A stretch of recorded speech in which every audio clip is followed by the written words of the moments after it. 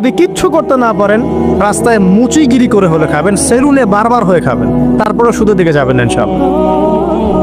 পারবেন? আপনার রিজিক কি আপনার হাতে না আল্লাহর হাতে? না, আমাদের রিজিক তো আমাদের হাতে। যে ব্যক্তি মনে করে রিজিক আল্লাহর হাতে, সে কি কখনো ঘুষ নিতে পারে? সে অন্যের সম্পদ আত্মসাৎ করতে পারে? সে অন্যের জমি সিজ করতে পারে? সে দুর্নীতি করতে পারে? সে সুদ খাইতে পারে?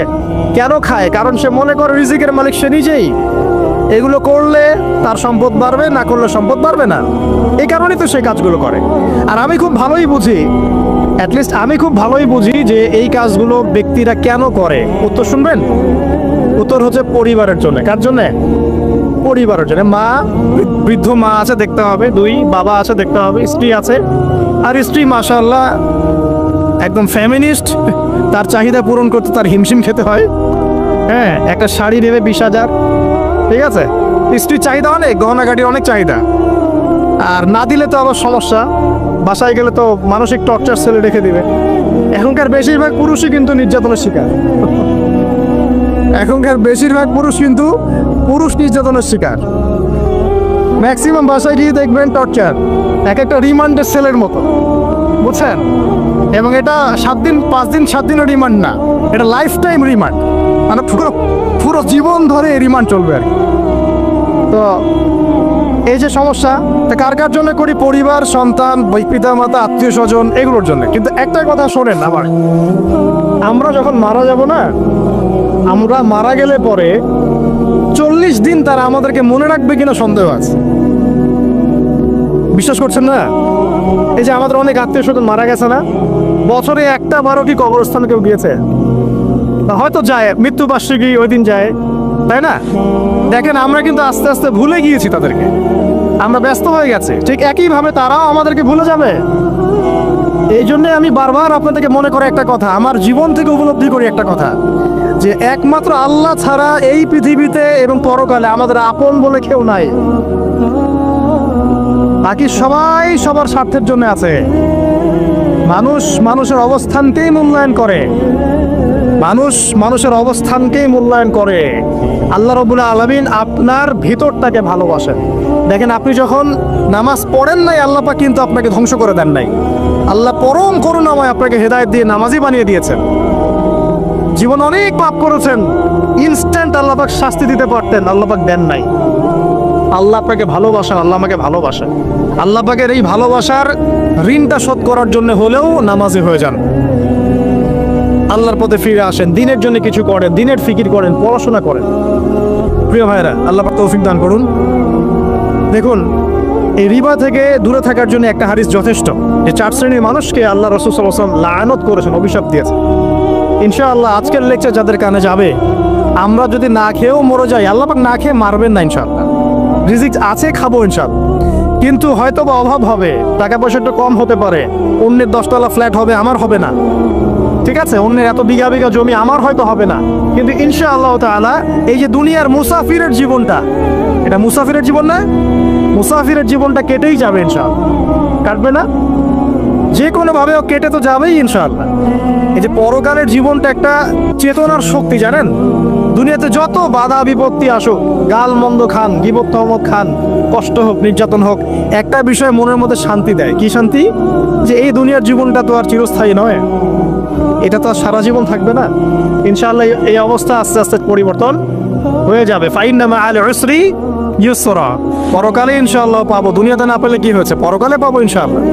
যুবক ভাই, এইসব জেনা ছেড়ে দেন, আল্লাহ রাব্বুল আলামিন আপনার জন্য হুর রেখেছেন জান্নাত, ইনশাআল্লাহ পাবেন ইনশাআল্লাহ। এটা ছেড়ে দেন, সুদ ছেড়ে দেন, আল্লাহ পাক আপনার জন্য হাউজে কাউসার রাখছে ইনশাআল্লাহ, ঠিক আছে? অন্যায় পাপ ছেড়ে দেন, আল্লাহ রাব্বুল আলামিন আপনার জন্য জান্নাত রেডি করে রাখছে ইনশাআল্লাহ। এই দুনিয়ার জীবনটা ধোঁকা, একটা ছোট্ট জীবন, পুরা ধোঁকা, কিচ্ছু নাই এর মধ্যে। আমার কথা শোনেন, এই দুনিয়ার জীবনে কিছুই নাই। চারপাশে অনেক কিছু মনে হবে, আপনার বাড়ি আছে, গাড়ি আছে, স্ট্যাটাস আছে, টাকা পয়সা, প্রতিপত্তি সব আছে। আদতে আপনি একা, আদতে আপনাকে একাই কবরে যাওয়া লাগবে, একাই আল্লাহর সাথে হিসেব নিকেশ দিতে হবে। কেউ নাই সাথে, আমাদের সাথে কেউ নাই। কিন্তু আপনি মনে করছেন যে সেলিব্রিটিজম, বড় আমি পলিটিক্যাল নেতা হয়েছি, আমাকে সবাই চেনে, আমি ইকোনমিক সেক্টরে লিড দেই, রাষ্ট্রকে লিড দেই, আমি ধর্মতাত্ত্বিক ক্ষেত্রে লিড দেই, আমাকে দেখলে মানুষ বাহবা দেয়, ইত্যাদি ইত্যাদি। দিন শেষে আমি একা, আপনিও একাই, আমাকেও একাই যেতে হবে, আপনাকেও একাই যেতে হবে।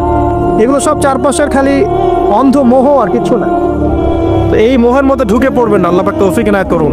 নবী সাল্লাল্লাহু আলাইহি ওয়াসাল্লাম বারবার বলতেন, আল্লাহুম্মা ইন্নী আউযু বিকা মিন ফিতনাতিদ দুনিয়া, বলতেন না, হে আল্লাহ আমি এই দুনিয়ার ফিতনা থেকে তোমার কাছে আশ্রয় প্রার্থনা করছি। ওয়া ইন্নী আউযু বিকা মিন ফিতনাতিন নিসা, আমি মহিলাদের ফিতনা থেকেও আশ্রয় প্রার্থনা করছি। আরো দোয়া করতেন, আল্লাহুম্মা ইন্নী আউযু বিকা মিন আযাবিল কবর, হে আল্লাহ আমি কবরের আযাব থেকে আশ্রয় প্রার্থনা করছি।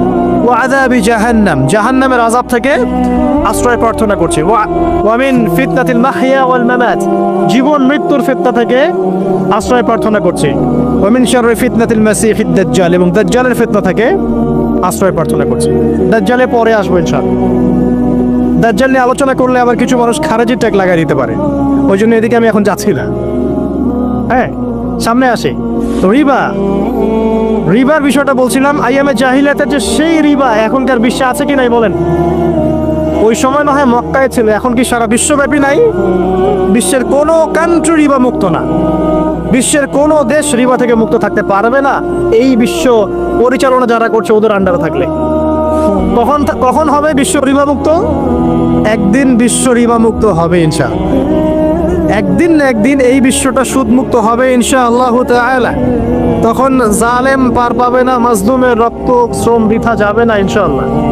কবে, কত বছর পর আমি জানি না, কিন্তু এতটুকু জানি যে মালহামার পরে যখন আল মাহদি আসবেন এবং তারপর যখন মাসিহুদ দাজ্জাল বের হবে এবং ঈসা ইবনে মারইয়ামকে আল্লাহ পাক নামিয়ে দিবেন, তার হাতে যখন দাজ্জাল নিহত হবে এবং জেরুজালেম থেকে যখন পুরো বিশ্ব শাসন করা হবে মুসলিমদের হাতে, তখন রিবা বলে কিচ্ছু থাকবে না পৃথিবীর ইনশাআল্লাহ। তার আগ পর্যন্ত এই অবস্থা সলভ হবে কিনা আমরা জানি না, হতেও পারে নাও হতে পারে, তবে ওই সময় যে হবে নিশ্চিত ইনশাআল্লাহ। আসুন, আইয়ামে জাহিলিয়াতের আরেকটা বড় পাপ ছিল যে এক ভাই বলেছেন, সেটা হচ্ছে নারীর অবমাননা। কে বলেছে এই কথাটা? সামনে একজন। হ্যাঁ, আইয়ামে জাহিলিয়াতের অন্যতম একটা সেরা পাপ ছিল কি? নারীর অবমাননা। এটা নিয়ে কি বলতে হবে? এখন ধর্মের মধ্যেও আমরা নারীদেরকে অবমাননা করছি। বহু নামাজি ব্যক্তি আছে আমাদের মধ্যে, দেখবেন বোনের সম্পত্তি দেয় নাই, মেয়েকে শিক্ষিত করতে চাচ্ছেন না। কেন চাচ্ছেন না? ওর কি অধিকার নাই শিক্ষার? আপনি কি জানেন যে আয়েশা রাদিয়াল্লাহু আনহার কাছে বহু সাহাবী হাদিসের তালিম নিয়েছেন, বহু হাদিস শিখিয়েছেন কে? মা আয়েশা রাদিয়াল্লাহু আনহা। তো তিনি যদি শিক্ষিত না হতেন, শেখাতে পারতেন? তো মেয়েদের শিক্ষার দরকার আছে না? হ্যাঁ, কি বিষয় দরকার? তাদের উপযুক্ত পরিবেশ নিশ্চিত করতে হবে, নিরাপত্তা, পর্দা এগুলো নিশ্চিত করতে হবে, তারপরে মেয়েদেরকে আপনি অবশ্যই শিক্ষিত করুন।